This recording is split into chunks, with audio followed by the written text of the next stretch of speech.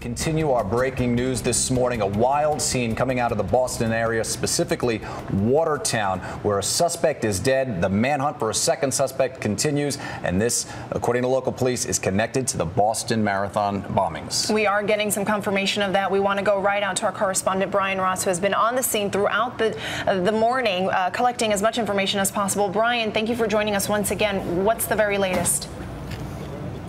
The very latest is a terrorist is at large. That's how the police here view it. He is the man who was identified yesterday by the FBI as suspect number 2 in the Marathon bombings. He and his partner, suspect number 1, began the evening apparently with an attempted stick-up at a 7-Eleven store in Cambridge. They then went on to MIT, where they got in a gun battle with the MIT police and killed an MIT police officer. That led to a wild chase by car from Cambridge into neighboring Watertown. More gunfire here. At that point, suspect number 1, as identified by the FBI, was shot, but suspect number 2 fled. So at this point, suspect number 2 is at large. They believe he is dangerous and he is armed. The residents of this town have been told to stay inside, do not answer the door for anybody other than someone who can be identified as a police officer. The people along the route of the chase described gunfire, bombs going off into the night, grenades being thrown.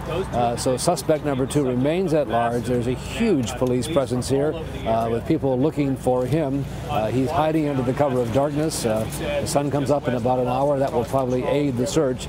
But at the moment, it remains a very tense situation with a man who they believe will murder at will at large. Clearly, Brian, they're not only worried about catching this second suspect, they're also worried about potential explosives that he may or may not have planted along the way. Is that correct? That's absolutely correct. One of our producers was told that be careful, there are explosives everywhere. We were told at one point not to use cell phones for fear they might trigger an explosive. So these are people who they suspect have skills in building bombs and had lots of other bombs apparently. And you know, one of the questions I think that is raised is, based on the identification of these 2 men as suspects 1 and 2 from the Marathon bombings, I think many of us were surprised that they were still in this area. They had not taken off at all. And the additional information we have is that they had a car loaded with explosives, which suggests perhaps they had not finished whatever their task was. Brian, 2 clearly individuals who wanted to cause a lot of harm. Just going back to what police were telling us about what they did just on this spree alone, a robbery, a carjacking. They shot and killed an MIT police officer. There's another transit police officer who was struck and is now in critical condition at the hospital.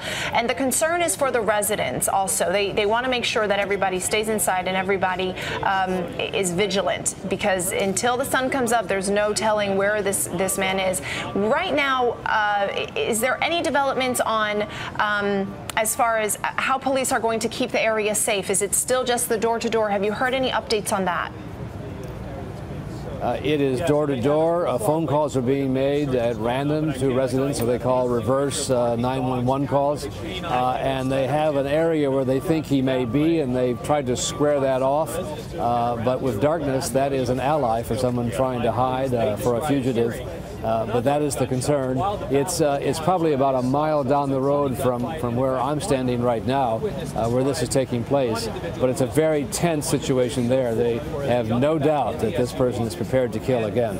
Yeah, we saw those cars behind you, Brian, speeding behind you. So it's certainly fluid. Take care out there, and we'll check in a little bit. ABC's Brian Ross. Thank you.